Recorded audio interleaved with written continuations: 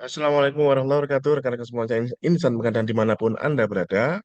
Pada video kali ini, izinkan saya mengulas salah satu eh, keputusan dari kedeputian LKPP terbaru yang belakangan ini menjadi pusat pembicaraan. Dan pada video ini, izinkan saya menanggapi, mengulas, dan apa-apa yang harus dilakukan ke depan, yaitu mengenai langsung ke TKP-nya ya, yaitu mengenai keputusan Deputi BPSDM, ya, keputusan Deputi Pengembangan dan Pembinaan Sumber Daya Manusia LKPP, keputusan Deputi BPSDM nomor 8 tahun 2025 tentang sertifikasi kompetensi pejabat pembuat komitmen tipe C. Saya sudah duga ini sebenarnya ya. Yang bagi yang eh, tenang-tenang saja tipe PPK tipe C kemarin, tahun lalu itu sudah saya ingatkan tuh ya. Mumpung ini masih kasih relaksasi ini tahun lalu ini ya saya ngomongnya ya. Mumpung masih dikasih relaksasi, gak pakai UKOM ya, di mana sertifikat pelatihan itu langsung berfungsi sebagai sertifikat kompetensi gitu ya. Nah sekarang sudah kuduga akan keluar kayak gini nih. Lama-lama karena kayak gitu tuh nggak akan selamanya gitu ya. Di mana sertifikat pelatihan itu langsung berfungsi sebagai sertifikat kompetensi. Nah, akhirnya keluarlah ini ya keputusan Deputi PSDM.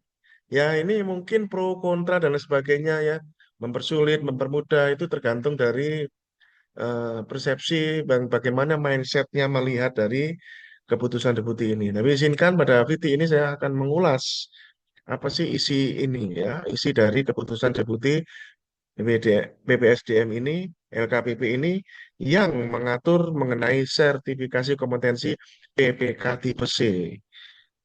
Apa yang perlu kita ulas di sini? Nah, kita lihat ya, langsung ke lampirannya saja ya, lampirannya bla bla bla ini langsung ke lampirannya, Bapak Ibu. Nah, saya mengambilnya dulu itu adalah dari ini nih ya, dari Perpres dulu pasal 74 ya, Perpres pasal 74 eh, tentang pengadaan barang jasa pemerintah itu dijelaskan bahwa sumber daya manusia pengadaan itu ada dua macam, yaitu sumber daya fungsi pengelola fungsi sumber daya pengelola fungsi pengadaan, sumber daya perancang kebijakan, dan sumber daya pendukung ekosistem. Nah, sumber daya pengelola fungsi itu merupakan sumber daya melaksanakan fungsi pengadaan. Nah, selanjutnya diturunkanlah di Peraturan LKWP nomor 7 tahun 2021 tentang SDM pengadaan. Di pasal 3 ayat 2 itu dijelaskan, SDM fungsi pengadaan wajib memiliki kompetensi di bidang pengadaan barang jasa. Pasal 3 ayat 2 itu ya, jelas di situ. Nah, sumber daya pengolah fungsi pengadaan, ya, sumber daya pengelola fungsi pengadaan atas pengelola pengadaan barang jasa dan personel lainnya, ya. Nah, sumber daya pengelola fungsi pengadaan sebagaimana tersebut itu ditugaskan sebagai salah satunya ya ditugaskan sebagai apa? Sebagai PPK. Nah, itu ya alur berpikirnya. Kemudian eh, dijelaskan lagi di sini dalam Peraturan LKP nomor 19 tahun 2019 ya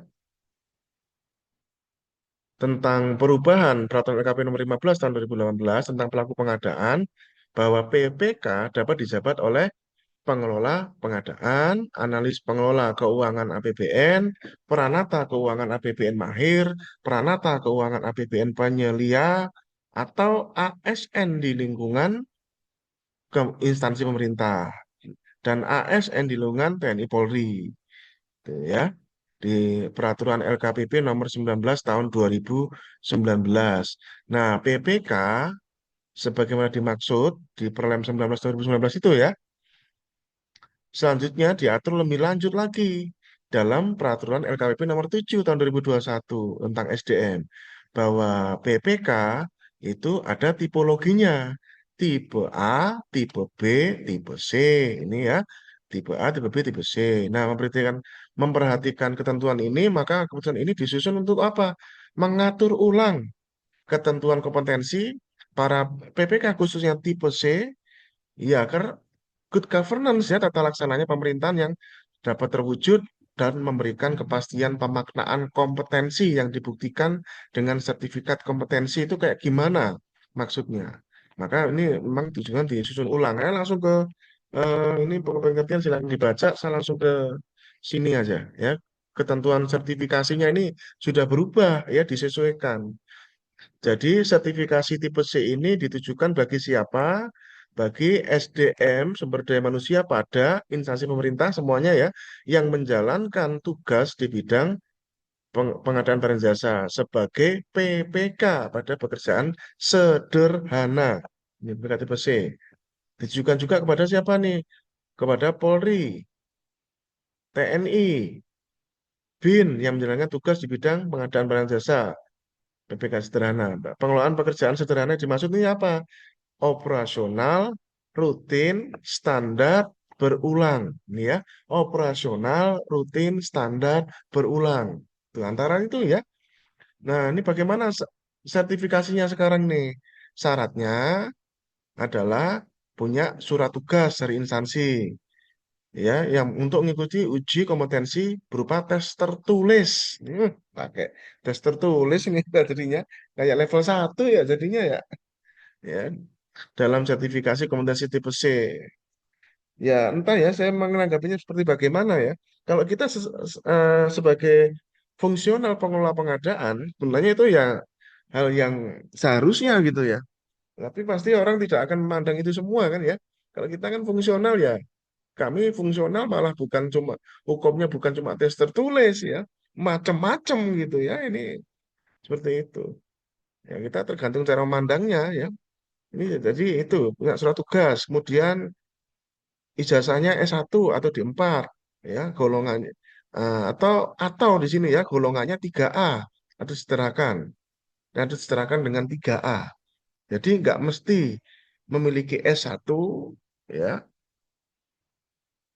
bisa juga golongan 3A. Tuh. Kemudian di sini bunyinya atau loh ya, atau bisa S1, bisa asal 3A. Minimal harus seterakan. Kemudian apa? Punya level 1 atau dasar. Kalian dasar. Itu syarat ketiga. Syarat keempat, punya SK sebagai PPK. Atau kalau bukan SK, ya rekomendasi yang menyatakan bahwa dia nanti akan ditugaskan sebagai PPK. Itu. Ini syarat keempat. Syarat kelima, nah ini ya sama kayak para fungsional nih ya. Punya portofolio. Iya, ini. Ini sama kayak PPK tipe B jadinya ya. Cuma versi sederhana ya. Yaitu portofolio. Nah, portofolionya ini pilih salah satu. Ya, ini ya jangan sampai salah mengartikan ini ya. Portofolionya itu pilih salah satu yaitu apa? Alternatif pertama, dokumen yang memuat pengalaman kerja sebagai PPK. Ya dokumennya PPK itu sendiri gitu ya. Itu. Atau kalau nggak punya, ya dokumennya sendiri ya maksudnya ya. Kalau nggak punya, ya sertifikat kelulusan pelatihan PPK yang dilengkapi dengan dokumen hasil pelatihannya sesuai standar. Jadi artinya kalau nggak punya pengalaman sendiri, dokumen sendiri sebagai PPK, maka dia harus punya lulus sertifikat pelatihan. Ya, itu portofolio itu yang dimaksud. Ya, lagi ya, ada 5 syaratnya di situ: surat tugas, ijazah bisa S1 atau golongan 3A, sertifikat level 1 sertifikat dasar. Keempat adalah SKPPK atau enggak kalau enggak punya surat rekomendasi bahwa dia nanti akan dijadikan PPK. Dan kelimanya punya portofolio yang bisa memilih salah satu dari dua hal itu. Portofolionya bisa berupa dokumennya sendiri sesuai dengan standarnya di PPK tipe C, atau kalau nggak punya dokumennya sendiri, portofolio itu bisa berupa sertifikat pelatihan dia yang dilengkapi dengan dokumen hasil pelatihan. Ya, ini memberikan juga ruang untuk LPWBJ ya ini ya, untuk bisa sebanyak-banyaknya menyelenggarakan PPK tipe C ini. Karena ini sudah benar-benar pakai sertifikat kelulusan dan lengkap dengan dokumen hasil pelatihannya. Seperti itu. Nah, ini yang belum-belum ikut sekarang sudah mulai banyak nih ya BKT Besi ini setelah keluarnya ini apalagi tambah banyak lagi. Moga-moga kami berharap juga tidak perlu pembatasan-pembatasan jumlah dan sebagainya ya. Karena kebutuhan PPK ini bisa jutaan loh ya se-Indonesia ini ya. Jutaan loh ya kalau dibatasi itu bagaimana ya? Kalau kita berbicara standar, semua itu bisa diatur ya. Dan saya percaya LPBJ yang profesional akan bisa mengaturnya. Gitu. Yang penting tuh tidak terlalu kaku, tapi kebijakan tentang kompetensi ini berjalan sama-sama enak ya, sama-sama enak, insya Allah ya. Nah itu sekarang metode uji kompetensinya bagaimana itu ya? Nah ini bagi peserta yang telah memiliki sertifikat kelulusan pelatihan PPK dan punya pengalaman PPK yang tercatat di SPSE, ya sudah punya sertifikat kelulusan pelatihan tuh. Terus habis itu transaksi dia tercatat di SPSE gitu. Maka uji komnya, caranya, metode uji komnya adalah verifikasi portofolio berdasarkan data SPSE. Nah, ini kan mudah ya. Itu verifikasi portofolio data di SPSE. Itu ya, bagi peserta yang memang sudah punya sertifikat eh, sertifikat kelulusan pelatihan ya, dan punya paketnya di SPSE, maka metode uji komnya cukup dilakukan dengan verifikasi portofolio pada SPSE tersebut. Metode uji komnya begitu. Jadi nggak usah menyusun portofolio kayak kami gitu ya. Gitu. Itu kalau pengalamannya tercatat di SPSE, dan saya kira mayoritas juga tercatat ya. Kalau nggak tercatat kok kebangetan gitu ya. Nah, metode yang kedua, ini bagi peserta yang punya sertifikat dan memiliki pengalaman, tapi nggak tercatat di SPSE, karena ini banyak aja kelakuan-kelakuan kayak gitu ya. Nah, maka kalau yang udah nggak punya data paket-paketnya di SPSE sebagai PPK, metode ujinya adalah verifikasi portofolio setelah portofolio itu disampaikan. Jadi disampaikan dulu gitu ya. Gitu. Tapi kalau yang sudah punya data di SPSE nggak usah menyampaikan. Loh, enak toh. Tapi kalau nggak ada datanya di SPSE, harus disampaikan dulu baru diverifikasi. Pada prinsipnya sama-sama verifikasi portofolio. Nah, tapi bedanya adalah kalau yang sudah paketnya ada di SPSE nggak usah pakai menyampaikan lagi otomatis. Akan tetapi kalau nggak punya, ya berarti disampaikan dulu baru diverifikasi. Pada prinsipnya tetap sama-sama verifikasi portofolio.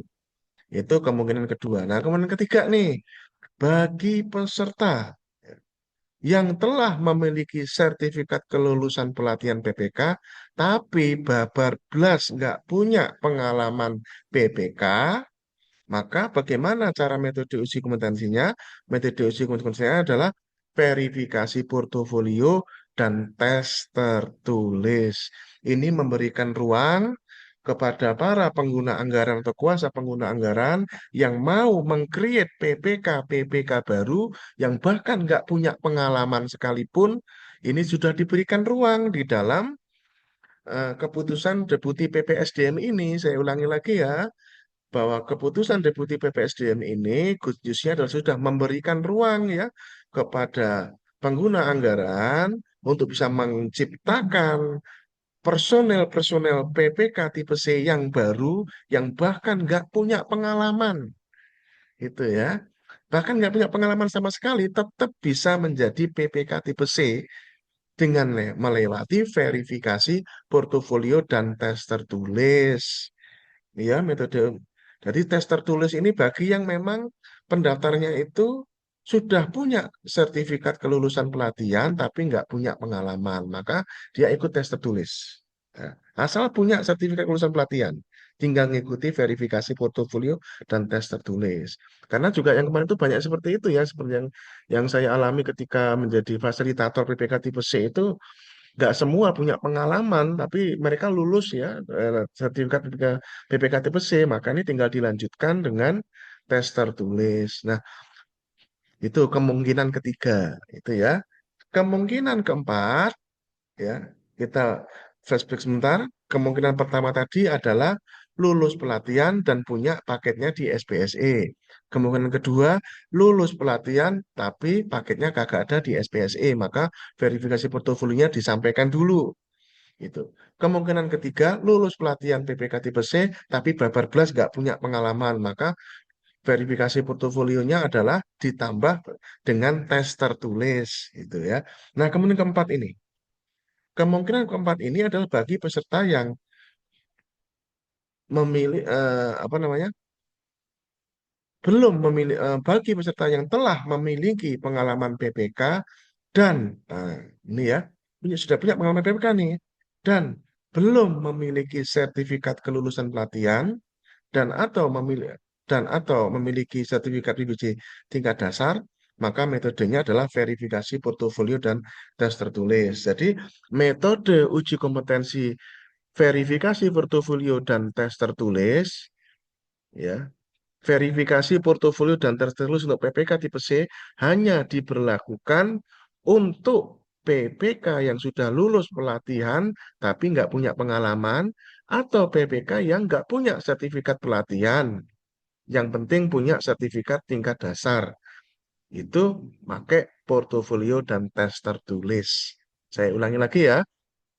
Metode uji kompetensi verifikasi portofolio dan tes tertulis ini hanya diberlakukan kepada dua alternatif PPK yang sudah punya sertifikat pelatihan tapi nggak punya pengalaman. Itu yang kedua adalah PPK yang punya pengalaman tapi nggak punya sertifikat pelatihan dibalik ya. Nggak punya sertifikat pelatihan. Yang penting dia punya pengalaman jadi PPK yang sudah pasti dan dia punya dan atau ya punya PBJ level 1 ya PBJ level 1. Jadi ini akhirnya nggak berlaku buat kepala dinas yang selama ini merangkap sebagai PPK dan nggak punya sertifikat kompetensi, nggak bisa ya, nggak bisa. Nggak punya sertifikat kompetensi. Karena dasar utamanya tadi kan syaratnya harus punya sertifikat kompetensi level 1 dulu pada ujungnya ya. Seperti itu. Itu ya, empat metode uji kompetensi yang dijelaskan pada surat ini. Mulai tahun 2025, pelatihan PPK tipe C tetap dapat dilanjutkan dengan sertifikasi kompetensi PPK tipe C. Ketentuan panduan akan diatur lebih lanjut oleh direktur yang membidangi direktur sertifikasi profesi. Itu ya, eh, pembahasan, pengulas-ulasan, ya, menegaskan, ya, manakala ada yang bingung, silakan ditanyakan di kolom komentar. Sukses.